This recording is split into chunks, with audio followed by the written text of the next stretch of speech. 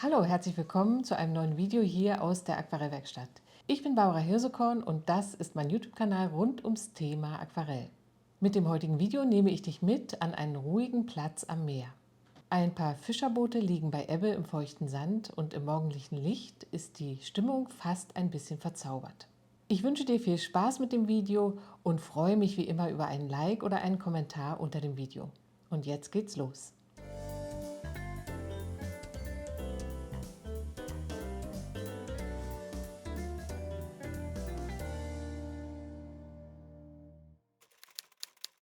Die heute verwendeten Materialien sind folgende Farben: Ocker von Winsor Newton, cadmiumfreies Cadmiumrot, Sienna gebrannt, permanent Alizarin-Karmesin, Neutraltinte, Cobalt Türkis Light, Titanweiß und Cerulean Blue von der Firma Winsor Newton, Perilane Green, Ultramarin Feinst, Lasurorange von der Firma Schminke, Lavender von Mi Yellow und Jaune Brillant auch von der Firma Schminke. Ich arbeite auf Arche Büttenpapier 300 Gramm Grain Fin. Das Format ist etwas größer als DIN A4.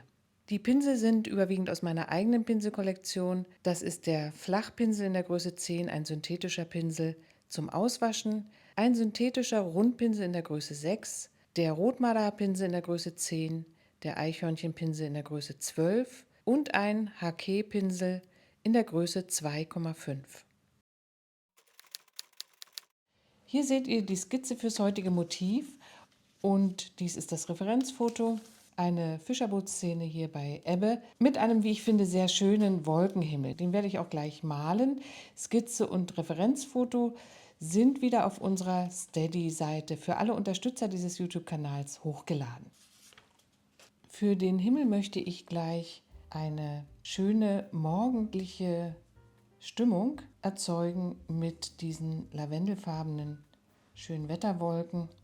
Ich grundiere den ganzen Himmel dafür mit einem freundlichen Ockerton. Mit dem Haké-Pinsel arbeite ich hier. Der ist besonders weich und bietet hier schöne Möglichkeiten, weiche Verläufe herzustellen. In diesen Ockerton kommt sehr, sehr dezent ein Hauch helles Rot hinein. Das ist bei mir Alizarin Karmesin. Und das Papier ist jetzt schön nass und ich arbeite jetzt von oben kommend mit einigen Strichen Zylinblau, das Himmelsblau in die Fläche hinein. Etwas Kobaltblau mische ich noch dazu. Für dieses weiche, helle, morgendliche Licht. Ein bisschen blauer noch im Ohrenbereich. Und jetzt sprühe ich diese Fläche mit der feinen Sprühdüse an, damit die Farben jetzt sich wirklich ein bisschen besser noch miteinander verbinden. Das Pigment fängt jetzt auf dem Papier an zu fließen und ich bekomme gerade hier in diesem Übergangsbereich zwischen Blau und den Rot-Gelb-Tönen einen ganz weichen Verlauf, ohne jede harte Kante. Den Tropfen, der sich hier unten am Rand sammelt, den sauge ich mit der trockenen Pinselspitze ab und auch hier den äußeren Rand wische ich trocken, denn wenn so ein Tropfen dann zurückschlägt in den langsam trocknenden Himmel, dann gibt es an den Rändern manchmal so unschöne Formen. Solange wie das Papier jetzt noch nass ist, werde ich die Wolken einarbeiten und dafür verwende ich jetzt den Eichhörnchenhaarpinsel in der Größe 12 und mische mir eine großzügige Farbpfütze an aus Lavendelblau, dem Rest hier vom Himmel, der noch auf der Palette liegt. Ultramarinblau kommt ein bisschen dazu und auch ein bisschen Sienna gebrannt, damit sich das Grau jetzt für die Wolken, also ein bläuliches Grau soll entstehen und durch das Sienna wärmt es sich ein bisschen an. Ruhig nicht ganz ausmischen auf der Palette, denn innerhalb der Wolken wollen wir auch noch eine kleine Farbtemperaturänderung jeweils haben. Jetzt sehen wir hier auf unserem Referenzfoto, dass wir im oberen Bereich Wolken haben, die in das Bild hineinragen und auch eine große Fläche hier vom Himmel einnehmen. Und nach hinten hin zum Horizont werden die Wolken immer schmaler und waagerechter. Und so male ich das jetzt hier auch. Eine große Wolke hier von oben hinein. Und im mittleren Bereich etwas langgezogenere Wolken formen.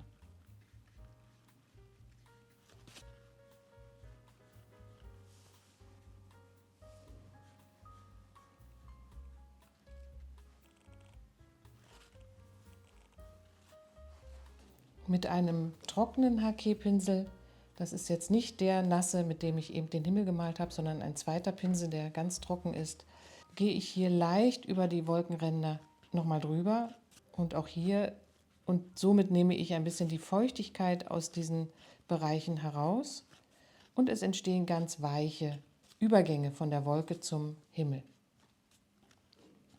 Der Himmel kann jetzt erst einmal trocknen, bevor es dann jetzt mit der Landschaft weitergeht. Ich habe den Himmel jetzt vorsichtig geföhnt. Ich halte mit dem Föhn dann immer einen weiten Abstand ein, damit nicht zu heiße Luft auf die noch feuchte Farbe kommt. Die heiße Luft bewirkt manchmal, dass die Farben sehr matt auftrocknen. Entweder du lässt dein Blatt eine halbe Stunde liegen, bis es von allein getrocknet ist, oder eben mit dem Föhn mit weitem Abstand und nicht auf der heißesten Stufe föhnen.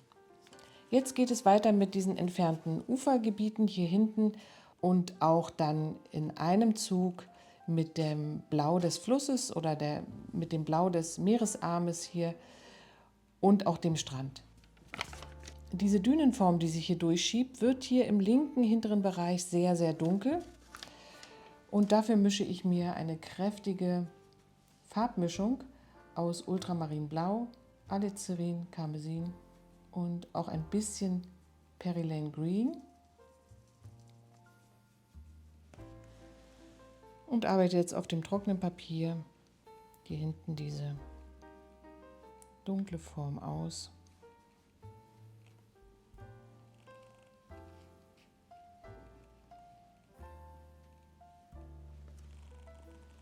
Hier auf der rechten Seite möchte ich damit etwas heller werden und gebe ein bisschen mehr Wasser hier hinein in die Mischung. Es entsteht hier ein sehr schöner, kühler Grünton, den ich jetzt weich übergehen lasse in ein Sienna gebrannt für den Strand. Etwas Ocker kommt erstmal jetzt hier noch mit hinein und dann Sienna gebrannt mit ein bisschen Blau abgemischt.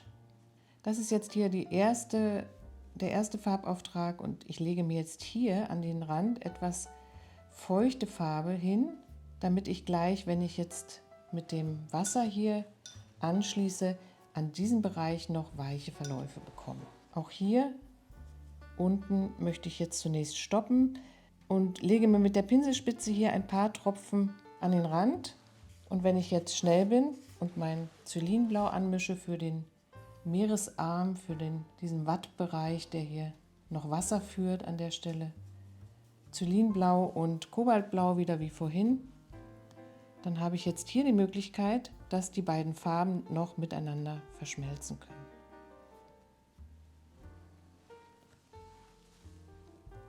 Ein bisschen zu blau geworden hier. Ich gebe mal ein bisschen Cobalt Türkis Light mit hinein. Im Grunde genommen sollte sich der Himmel schon mit seinen Farben auch in der Wasserfläche wiederfinden.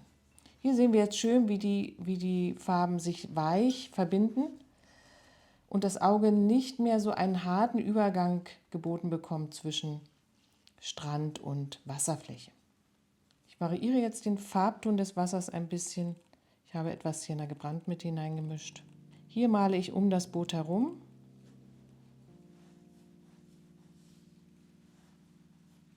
Und nehme etwas vorsichtig etwas Alizarin mit in die Farbmischung hinein.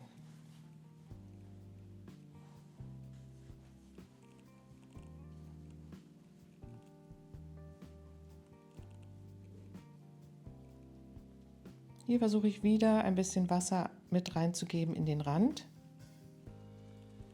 und arbeite jetzt zügig mit dem etwas größeren Pinsel den Strandabschnitt vorne noch fertig. Und hier male ich jetzt mit Sienna gebrannt und Ultramarinblau. Das Sienna gebrannt überwiegt. Es ergibt sich eine bräunliche, aber nicht so ganz leuchtende Farbe. Man könnte jetzt auch mit Ocker variieren.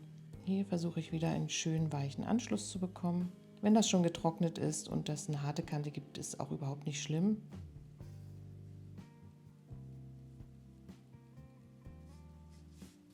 Ein bisschen variieren die Farbigkeit hier im Strand und unbedingt dann im unteren Bereich auch schön das Himmelsblau wieder mit dazu nehmen.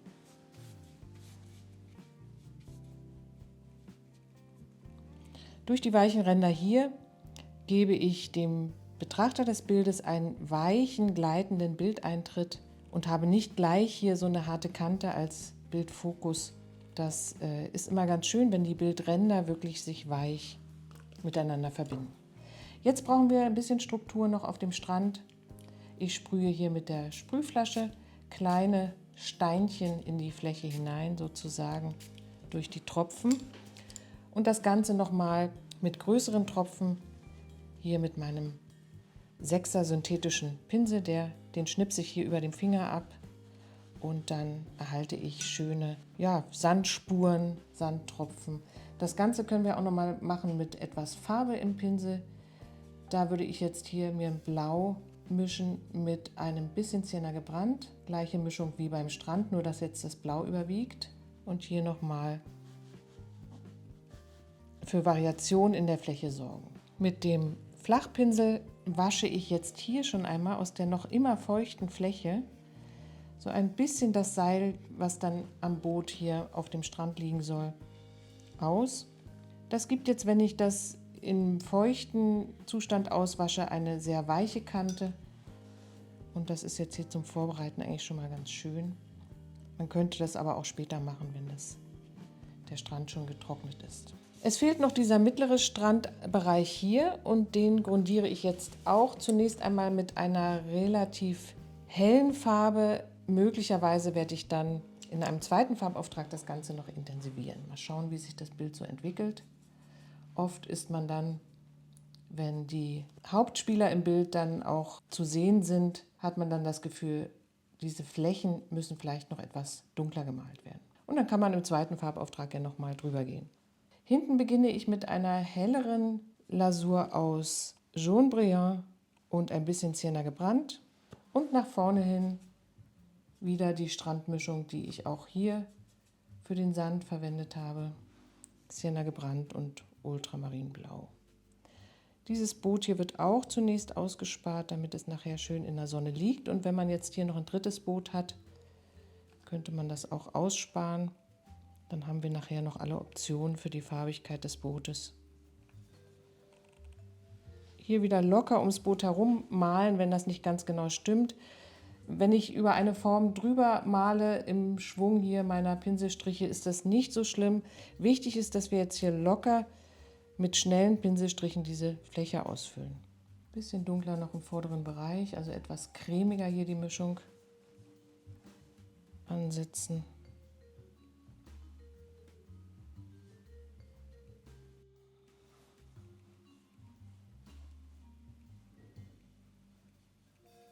Einen kleinen dunklen Akzent, auch gerne jetzt schon in die nasse Fläche hinein mit etwas Neutraltinte und Sienna gebrannt. Direkt hier im unteren Bereich, da wo die Landmasse ins Wasser hineingeht und einfach nicht mehr so viel Licht hinkommt. Und mit dieser Farbigkeit kann ich auch so ein paar kleine Akzente hier schon in die Fläche hineinsetzen und vielleicht hier vorne auch. Das war der erste Farbauftrag. Jetzt trocknet das Blatt einmal und dann geht es weiter mit der Ausarbeitung der Boote. Am Dienstag, den 9. Juni um 19 Uhr gibt es hier auf YouTube den nächsten Live-Malabend. Wenn du maritime Motive magst, ist das eine super Gelegenheit für dich, mit uns gemeinsam live und in Echtzeit dieses Motiv zu malen. Der Livestream findet im Unterstützerbereich statt. Das heißt, du brauchst eine mindestens 10 € Mitgliedschaft, um daran teilnehmen zu können. Alle Infos zum Unterstützerbereich, die verschiedenen Pakete und verschiedenen Leistungen findest du, wenn du unter dem Video auf den Link Deine Unterstützung Steady drückst. Mit einem 10-€ Paket bist du dabei und hast bei Abschluss einer Mitgliedschaft auch sofort Zugriff auf alle älteren Livestreams. Das sind immer ganz wunderbare Abende, in denen wir so 1 bis 2, manchmal auch 2,5 Stunden gemeinsam malen. Und vor allen Dingen werden Motive gemalt, die sonst auf YouTube hier noch nicht zu sehen waren. Vielleicht bist du ja demnächst auch dabei und wir sehen uns am 9. Juni mit diesem schönen Motiv.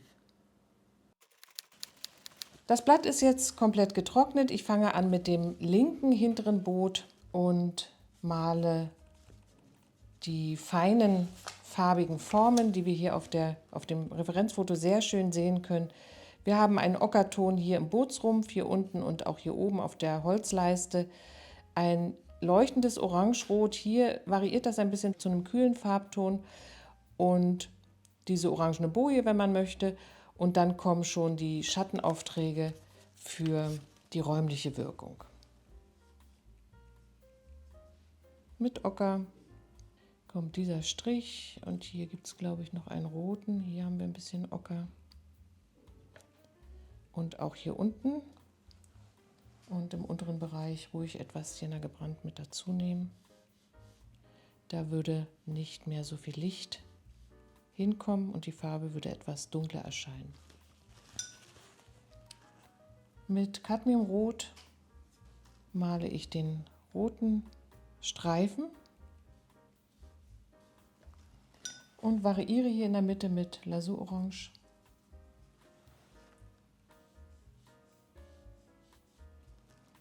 Und zum Ende hin mit Alizarin in der Mischung.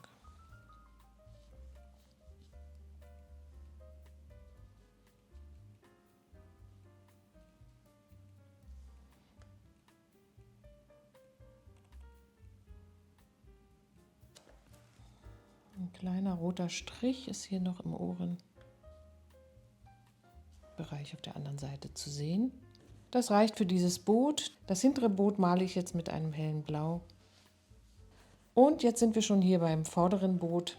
Da beginne ich jetzt mit Mischungen aus Sienna gebrannt und etwas Ultramarin und auch ein bisschen Alizarin für einen warmen Braunton auf den Holzteilen im Boot. Die Boje hier spare ich aus. Immer mal wieder die Farben variieren, dass es nicht zu angemalt aussieht. Und viel Wasser jetzt im Pinsel mit haben, damit die Farben, die ich jetzt hier aneinander setze, sich eigenständig miteinander verbinden können. Hier zum Beispiel das Blau, was jetzt hier an den Rand des Bootes kommt, kann ruhig ein bisschen in das Braun hineinlaufen. Das verhindert, dass unser Boot dann zu ausgemalt aussieht. Solche kleinen Farbverläufe und Ineinanderlaufen der Farben ruhig zulassen, das macht das Ganze lebendig und das ist ja das, was wir wollen. Auch hier auf der rechten Seite gibt es eine Holzleiste, die ich jetzt wieder hier mit Blau und Braun male.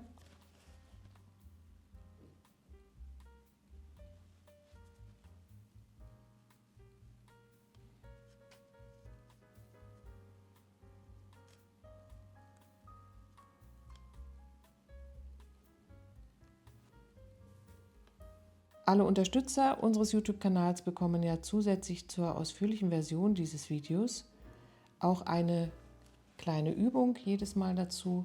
Und diesmal beschäftigt sich die Übung mit dem Zeichnen eines solchen stark verkürzten und auch noch leicht gekippten Bootsrumpf. Und da habe ich einen schönen Trick, den ich in dieser Übung erkläre. Vielleicht interessiert dich das und du hast Lust, dir auch diesen Unterstützerbereich einmal anzuschauen. Schau gerne unter dem Video, da gibt es einen Link, Steady, deine Unterstützung heißt der. Und da kannst du dich über diesen Mitgliederbereich informieren. Da gibt es verschiedene Pakete, die man abschließen kann mit verschiedenen Zusatzleistungen, die man dann bekommt. Und vielleicht bist du dann ja auch in unserer Community mit dabei. Das würde mich sehr freuen. Ich arbeite hier inzwischen mit Lasur-Orange für das Ruder hier hinten und auch für den unteren Teil des Bootes. Das Lasur-Orange ist nicht ganz leuchtend, denn ich habe es hier ein bisschen abgemischt mit Sienna gebrannt.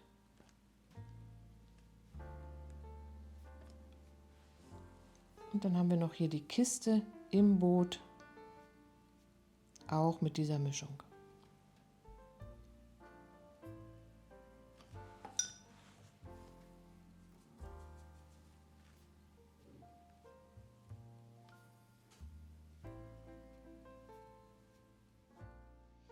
Das kann jetzt erstmal trocknen, bevor ich dann die Schattenaufträge noch hineinsetze. In der Zwischenzeit ist dieses Boot hier schon getrocknet und hier fehlt allerdings noch hier die Oberseite, die noch holzfarben ist. Das muss ich noch schnell eintragen und auch hier können wir ein bisschen reingucken. Dann kommt jetzt doch der Föhn einmal zum Einsatz, kurz hier für dieses Boot.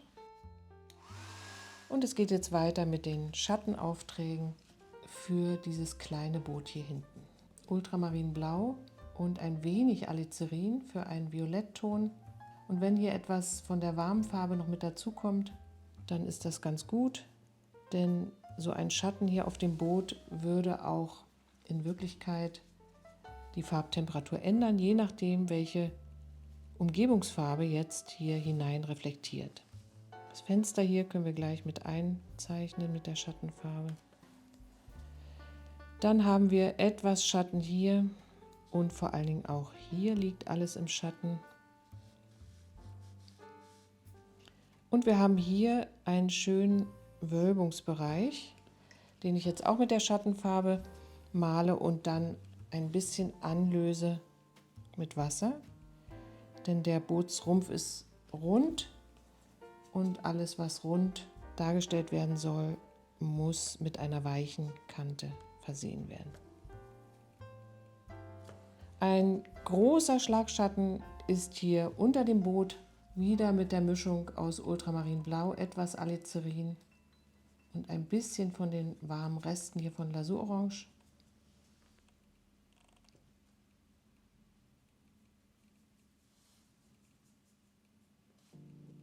Die Sonne steht noch sehr tief und deswegen geht der Schatten lang hinaus. Ein bisschen kann man ihn mit Wasser anlösen, dass er nicht ganz so scharf erscheint. Und unter dem Boot möchte ich noch einen Akzent setzen, direkt als Schlagschatten unter das Boot mit Neutraltinte und Sienna gebrannt. Und ganz, ganz trockenem Pinsel, denn hier befindet sich die größte Dunkelheit. Die Fenster auf der schattigen Kajütenseite male ich mit 2 Strichen und dem durchbrochenen Pinselstrich.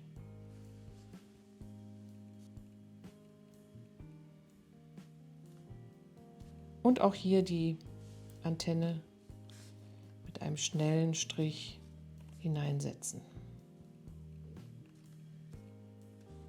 Nun male ich die Schattenformen hier auf dem großen Boot. Und da möchte ich zunächst mal eine ganz zarte Lasur mit Ocker hier auf die rechte Seite des Bootsrumpfes auftragen.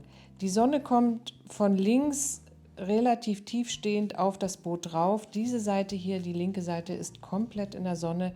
Und hier gibt es auch natürlich noch diese sonnige Situation, aber wir haben hier nicht mehr ganz so viel Licht wie auf dieser Seite. Deswegen werde ich jetzt auf dieser Seite hier auf der rechten das Papier ein bisschen antönen. Mehr ist es eigentlich nicht. Vorher radiere ich die Bleistiftstriche hier noch weg.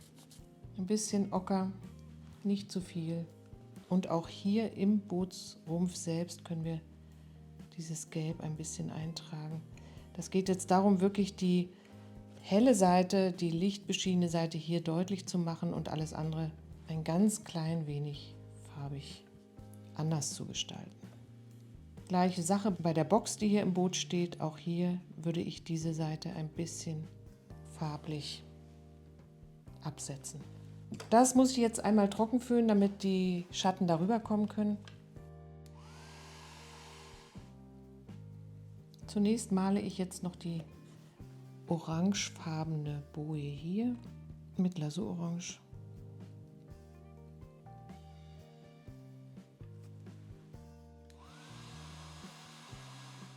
Und jetzt kommen Schattenformen in das Boot hinein, die ich mir mit der Farbmischung Ultramarin Feinst, Alizarin, Karmesin und ein bisschen Lasurorange herstelle.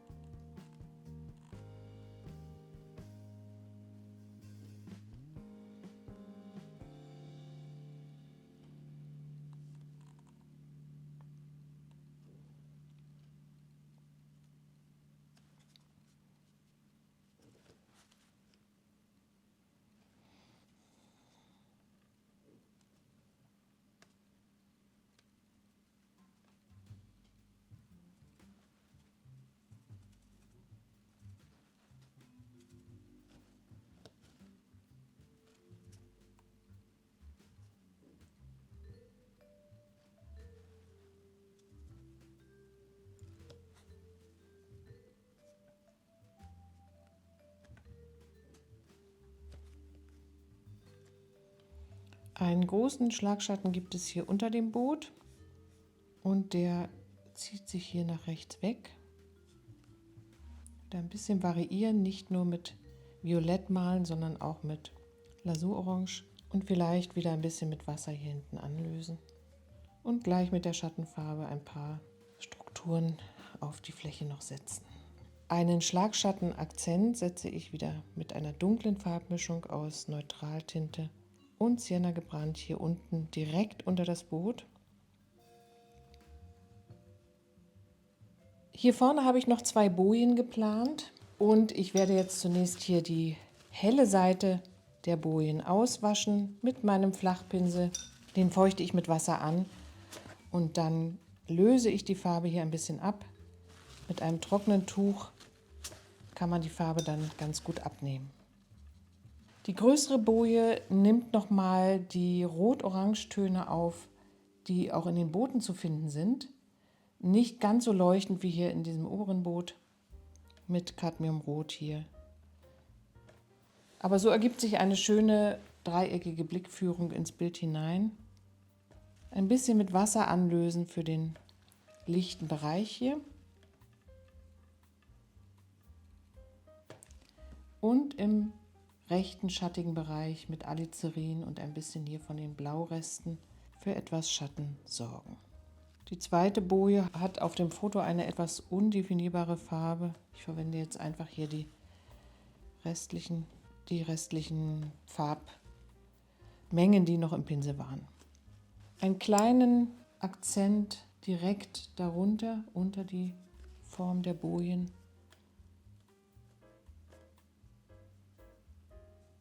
Kleiner Schatten auf der rechten Seite.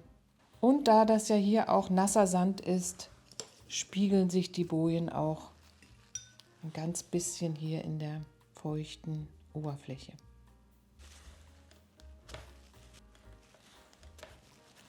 Das gleiche ist hier bei dem Boot der Fall. Ich versuche mal hier noch etwas Helligkeit auszuwaschen. Und es gibt auch eine schöne helle Spiegelung hier von dem weißen Bootsrumpf hier oben. Die setzt auf dem Referenzfoto direkt hier unter der Uferkante an. Und auch hier versuche ich mit dem Auswaschpinsel, den ich so leicht feucht gemacht habe, ein bisschen Helligkeit herauszunehmen. Je nach verwendeten Pigmenten hier gelingt das mehr oder weniger gut.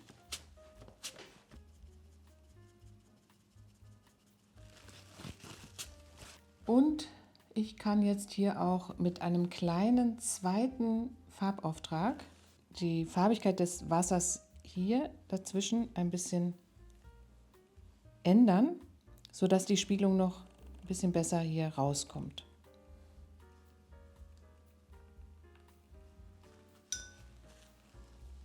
Wieder weich anlösen.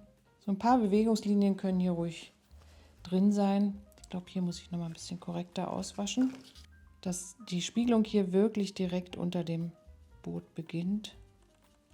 Und ein ganz klein bisschen Rot kann noch hinein, vorsichtig.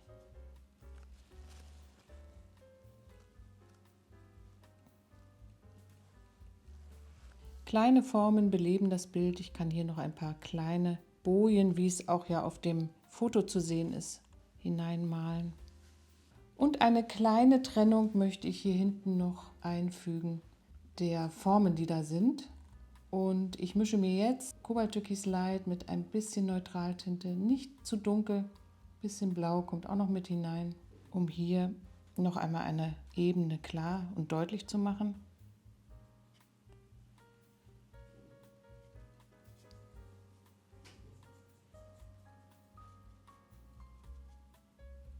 Hier hatte ich ein Seil geplant, das so ganz locker auf dem Sand liegen soll. Und das werde ich jetzt hier aus dem dunklen Bereich des Bootes noch ein bisschen auswaschen.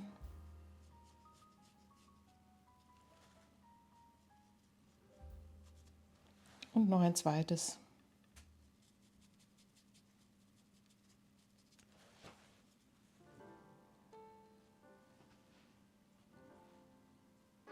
Mit Titanweiß direkt aus der Tube setze ich ein paar kleine Highlights hier noch ins Bild.